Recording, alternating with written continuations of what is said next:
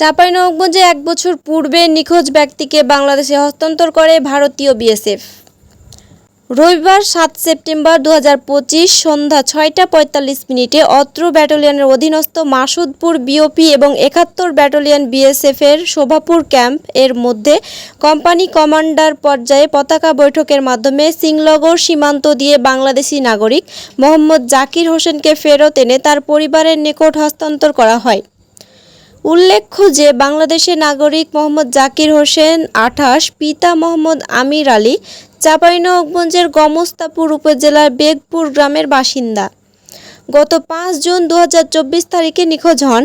তার পরিবার তাকে বিভিন্নভাবে খোঁজার চেষ্টা করে এবং থানায় জিডিসহ সামাজিক যোগাযোগের মাধ্যমেও হারানোর বিজ্ঞপ্তি প্রচার করে। গত ৫ সেপ্টেম্বর ২০২৫ তারিখে দিবাগত রাতে তিনি ভারতের বৈষ্ণবনগর থানা পুলিশ কর্তৃক আটক হন।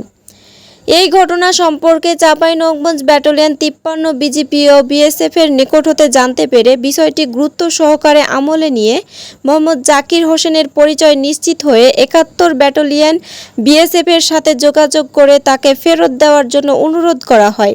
সন্ধ্যা ৬টা ৪৫ মিনিটে দুই দেশের পুলিশ, বিজিপি এবং বিএসএফের উপস্থিতিতে তার পরিবারের নিকট ফিরিয়ে আনা হয়।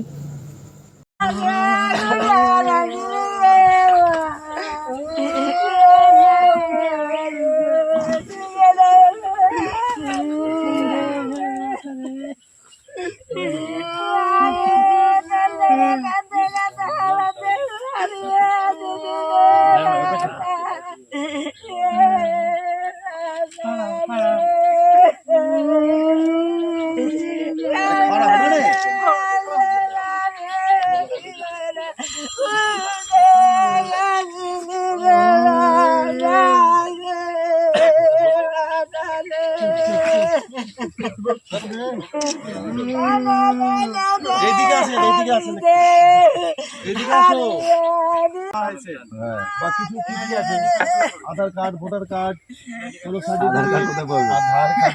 আছে কি দেবো? তারা দাঁড়ান না, দাঁড়ান না, কিছু আছে তো, এনআইডি সব আছে। এনআইডি বলুন, আপনি দেখেন পাচ্ছেন কিনা, দেখেন না, আপনি দেখেন খালি পাচ্ছেন। আমরা আধার বলি, অন্য আছে এনআইডি, স্মার্ট বাড়াইনি।